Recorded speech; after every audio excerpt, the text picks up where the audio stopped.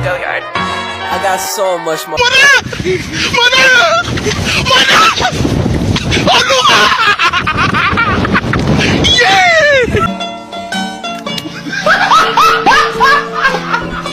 Are you ready, kids? Aye, aye, Captain! I can't hear you. Aye, aye, Captain! Oh!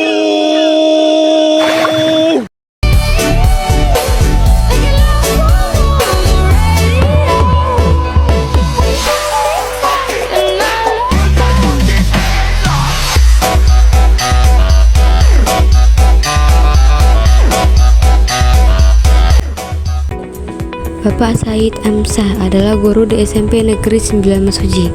Beliau lahir di Madiun, Jawa Timur. Usia beliau saat ini 40 tahun. Dia mulai mengajar sejak umur 21 tahun hingga saat ini. Assalamualaikum warahmatullahi wabarakatuh. Waalaikumsalam warahmatullahi wabarakatuh. Perkenalkan, nama saya Imelda Cahyanti dan saya Anwar Sifawiyah. Kami di sini ingin mewawancarai Bapak. Apakah Bapak bersedia?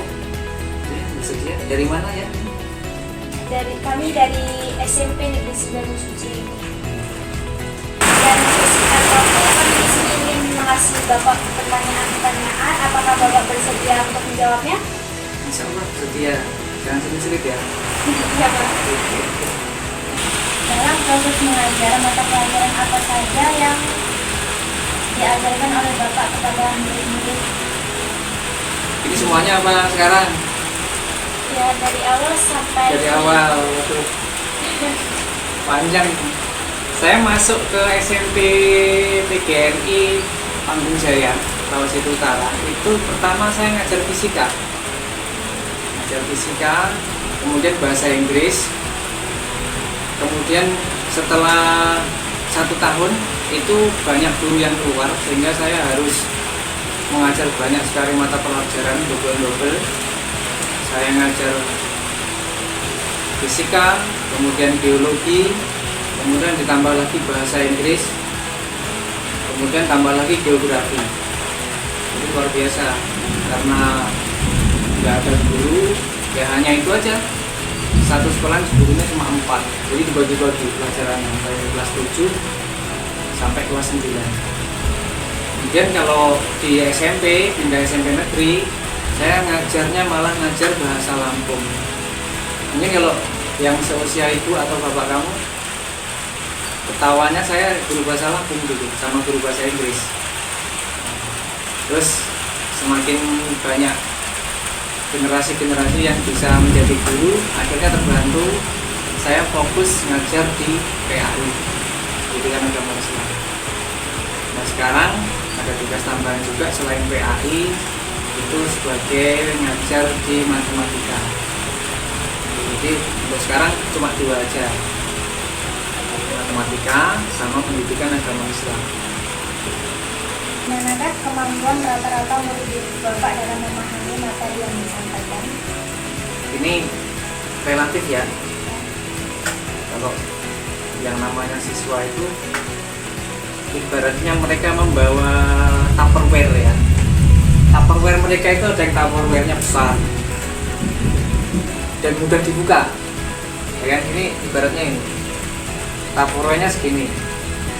Punya Amel, Tupperware-nya ini kan lebih besar ini. Nah, daya tampung anak-anak itu nggak sama. Ada yang cuma segelas ini, itu pun kadang-kadang nggak pernah rumah. Nah seperti ini terus, ya kan? Ini Tupperware-nya besar, tapi kadang-kadang bukanya susah. Padahal dia pinter, ya kan? Tapi dibuka susah. Kadang-kadang kebalik bukanya, malah dibuka malah ngencengin, ya kan? Nah, daya tangkap anak-anak ya seperti ini juga. Kadang mampunya dia penuh, kadang-kadang dia belum diisi udah penuh sendiri, maka dia diisi ditambahin lagi malah lebih tumpah.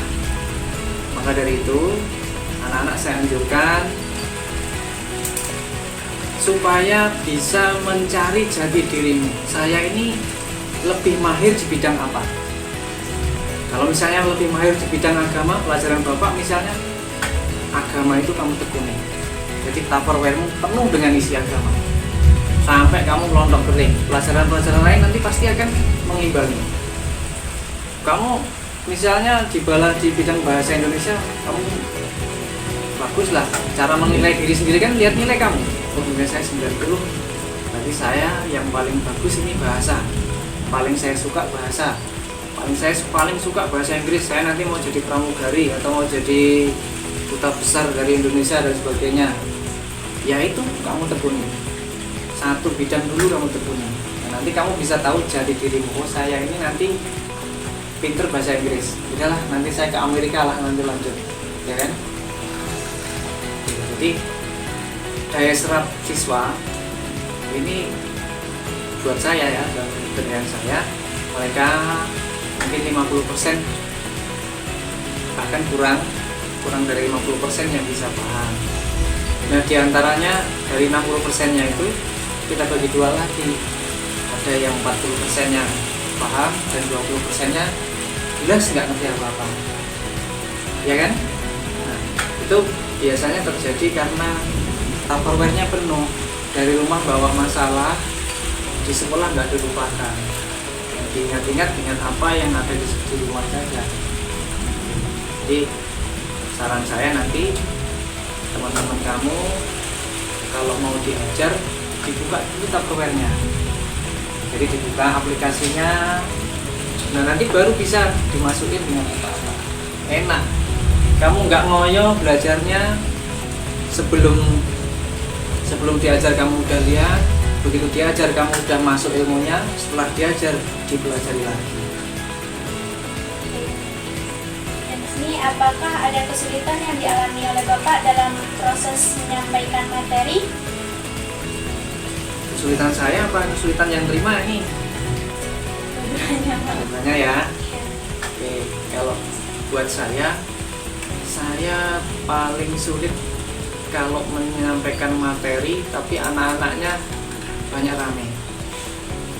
Maka kalian bisa lihat saya nggak akan mengucapkan kata-kata sebelum semuanya diam. Jadi ibarat tupperware, sebelum tupperware-nya buka saya nggak akan ngomong, nanti percuma. Jadi tantangan kita di sini adalah anak-anak yang sudah menjadi maniak game, terutama Mobile Legends, kemudian dan permainan-permainan lagi. Mudah-mudahan kalau yang apa namanya, yang dapat hadiah itu apa? Yang dapat duit itu slot ya? Slot. Ini saya bisa mencireni, saya bisa menandai anak ini ketagihan slot, anak ini ketagihan Mobile Legends. Itu sangat tantangan besar. Sampai saya berbusa mulut saya, kamu menghadap ke saya, memperhatikan materi saya, pasti nggak akan masuk di otaknya, karena sudah kecanduan slot, kecanduan Mobile Legends. Pak, apakah nggak boleh main? Boleh, tapi harus tahu waktunya. Mungkin sekedar kita karena stres belajar, pusing, mencari jawaban nggak ketemu-ketemu, mungkin bisalah refreshing. Sebenarnya banyak sih, nggak harus ke Mobile Legends, refreshingnya mengencerkan otak itu nggak harus ke Mobile Legends. Kita bisa main di luar, ketemu dengan interaksi dengan kawan-kawan. Jadi nggak harus ke gadget yang membuat kita penuh, kepala kita penuh dengan memori-memori gadget. Baik Pak, kalau boleh tahu bagaimana cara Bapak mengatasi kesulitan tersebut? Yang pertama, saya akan menegaskan bagi anak yang terlihat kecanduan dengan ML, pasti bisa kita lihat dari fisiknya. Yang pertama mata. Anak yang matanya merah, matanya sampai keluar ke ini kelihatan. Ini matanya tebal semua ini. Berarti mereka udah malam. Saya positifkan dia tidur jam 2. Di atas jam 2, bahkan jam 5 baru tidur. Nanti jam 7 bangun terus ke sekolah. Kalau diajar, yang mendengarkan, melihat, yang mencatat, tapi nggak ada yang masuk. Itu kelihatan. Makanya saya tekankan, saya pasti pendekatan, saya dekati. Mereka bermain, saya biarkan. Nanti setelah selesai main, baru kita dekati. Kamu tidur jam berapa? tadi malam main apa. Nah, kita sebagai teman mungkin harus saling mengingatkan. Jadi kalian kalau saling diingatkan, lihat matanya merah, kemudian timbul tebel matanya, semalam main sampai jam berapa, diingatkan. Jangan sampai nanti kebablasan yang akhirnya belajarnya nggak bisa. Jadi kita lakukan pendekatan-pendekatan yang supaya mereka bisa sadar dengan sendirinya, tanpa paksaan, dengan ikhlas hati, melepaskan permainan-permainan yang membuat lupa belajar. Dan di sini adakah upaya yang harus dipersiapkan oleh Bapak dalam profesi mengajar? Jika ada upaya apa saja yang harus dilakukan? Ya, tentu nanti pengalaman juga untuk Anda semua ini kalau jadi guru. Jadi ada yang pertama kita siapkan adalah bahan ajar. Materi bahan ajar kita harus menguasai. Jangan sampai di depan siswa nanti kalian bingung materinya apa. Itu yang pertama. Kemudian program-program, mulai program dari semester sampai program tahunan, dalam setahun kalian mulai masuk sampai lulus atau naik kelas, satu semester harus dipersiapkan. Waktunya satu bab itu alokasi waktunya berapa kali pertemuan, itu harus disiapkan. Kemudian ada yang namanya RPP, rencana pembelajaran. Jadi RPP, kemudian ada silabus, kemudian ada juga program tahunan, program semester, kemudian indikatornya harus dicapai itu. Nanti maka setiap Bapak Ibu guru masuk, pasti yang pertama adalah refleksi dulu, supaya mengetahui yang kemarin diajarkan ini nyampe nggak ke siswanya. Pasti Bapak Ibu guru tanya, materi yang kemarin pasti ditanyakan lagi. Nanti kalau sudah kira-kira mungkin di atas 50% sudah paham, baru dilanjut ke materi berikutnya. Nah, nanti yang 50% yang nggak paham ini disisihkan. Tapi bukan disingkirkan loh ya, disisihkan. Oh, ini ditandai anak-anak ini yang seperti Andi ini. Nanti ada trik khusus yang supaya yang kemampuannya rendah, mungkin kita batasi dengan pertanyaan-pertanyaan yang rendah juga. Untuk yang kemampuannya tinggi, kita akan kita laju terus supaya dia bisa mendongkrak prestasinya. Kalau yang berprestasi mungkin tidak punya prestasi dan sebagainya, mereka nanti kita pilah-pilahkan sendiri, kita berikan materi-materi yang mungkin sama tapi bobotnya ringan. Jadi jumlah soalnya 10 sama tapi bobotnya lebih ringan lagi. Kalau nggak bisa lagi, ya dikasih yang lebih ringan lagi, sampai dia bisa menguasai bahan materi itu, walaupun itu dalam taraf sederhana. Jadi nggak pertanyaan yang tinggi, yang berkelas, mungkin yang pintar-pintar saja yang bisa. Kalau yang kemampuannya kurang ya kita sesuaikan. Ya. Apa alasan yang mendasari Bapak sehingga saat ini menjadi guru? Awalnya memang dari SMA itu saya sudah ngajar. Dari SMA itu saya sudah keliling ke SMP kecamatan tuh, saya sudah keliling. Artinya setiap Jumat dan Sabtu itu kita pasti ngelatih pramuka. Jadi artinya ya sudah terbiasa lah kita ngajar adik-adik pramuka, kemudian melatih di dalam ruangan dan di luar ruangan yang terbiasa. Jadi begitu di sini ada tawaran untuk menjadi guru, ya langsung saya ambil. Berarti sebelum menjadi guru tetap di SMP Negeri Sembilan Suci, Bapak ini pertama mengajar pramuka. Iya, saya di Madiun sana saya ngajar pramuka juga. Ada SD, SMP, sudah mulai aktif saya. Selain menjadi guru di SMP Negeri Sembilan Suci, Pak Said juga melatih pramuka di dua sekolahan.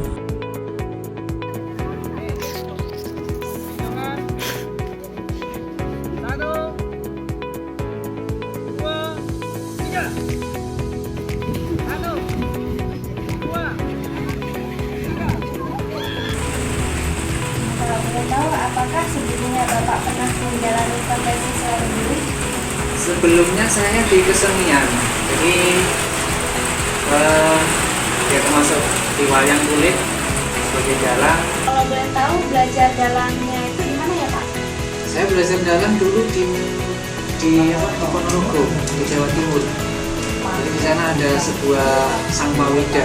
Sang Pawida itu sanggar pawiatan seni dalangan. Jadi di situ semua dalang di Madiun belajarnya di situ. Itu sampai 1 tahun, ya lulus terus saya berangkat ke sini jadi dalang.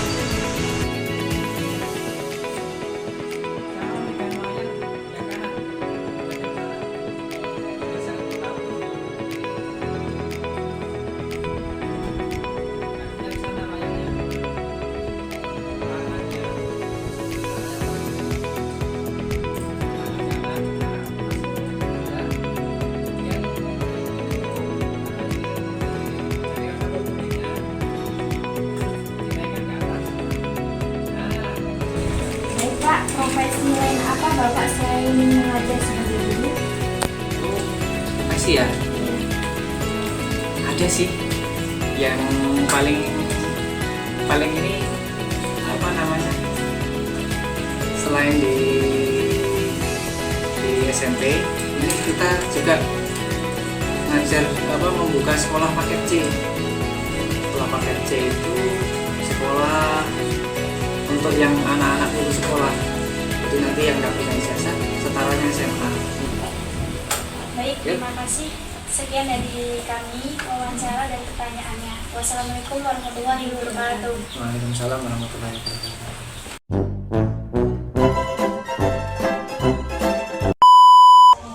Dan ya Amel, Bisa tergantung apa alatnya, kan kita tahun 90-an ini buatnya. Buset. Nah, Ya. salam bareng ya, salamnya ulangi sama alat yang biasa. Kalau alat yang bagus itu Saya wassalamualaikum bro.